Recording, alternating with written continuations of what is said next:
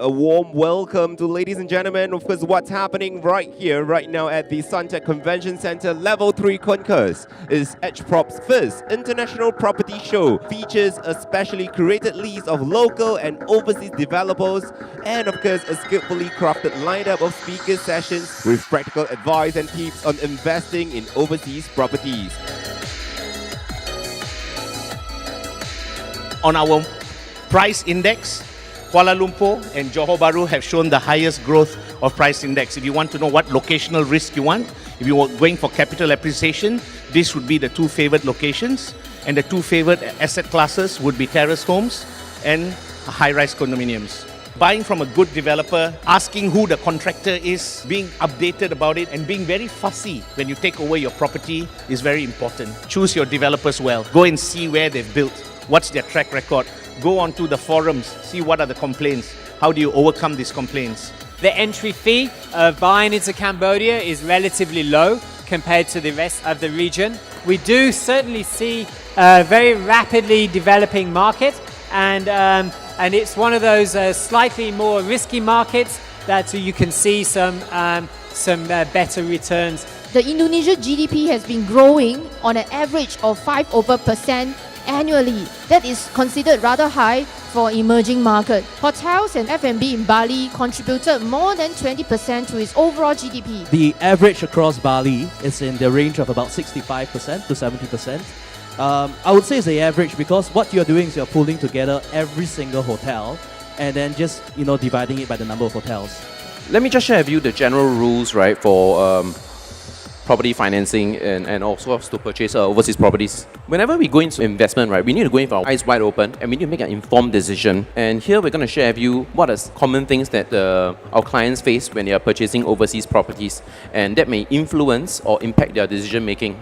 Investing in Japan, Tokyo is one of the main focus. The number one city in terms of the metro GDP, it is even bigger than New York and twice as big as London. So we are expecting the more foreigners living in and near this zone, which will increase the rental demand around here. You want to understand how to select a good property, right? So today I'm going to introduce you to Feng Shui. So what is Feng Shui? Feng Shui is actually the art of identifying energy in the environment. You can actually tell using Feng Shui whether it's a good investment or not, whether it will be good for you or not. So Feng Shui does not only cure, does not only help you to rectify and resolve the bad sectors or the negative energy and so forth. Even if the good ones, it can help you to enhance and make it better. London stands out for so many reasons. It's safe, it's transparent, it's multicultural, it offers world-class education, the best healthcare, universal language of English, and it's crowded. There aren't enough homes for people. There's a huge demand for property.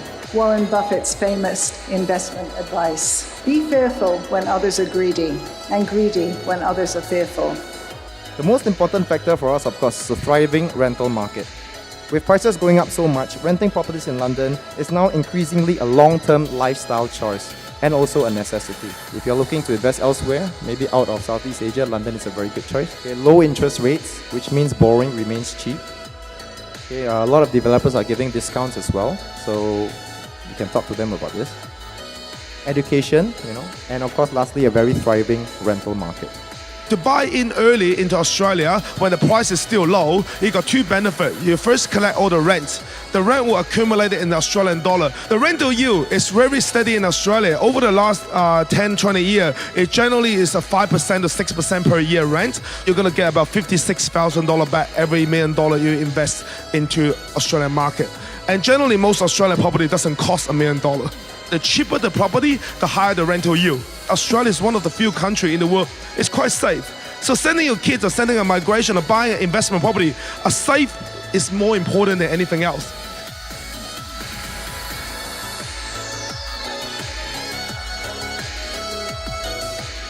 Biggest takeaway, I think mainly more is whether what kind of rental we can get in Australia compared to Singapore for investing. Well, I think the presenter was very He explained everything really well. It made people understand exactly what they would be investing in. What do you think of the crowd that we have? I think the crowd was very good. They were very qualified crowd. They were really interested in purchasing in Malaysia and looking at options of purchasing in other places as well. It was fantastic, actually. Today is very different. People just raise their hand and start asking on the spot. And I also been stopped by the crowd when I walked down, like 6 or 7 people surrounded me and asked me questions. That's very different.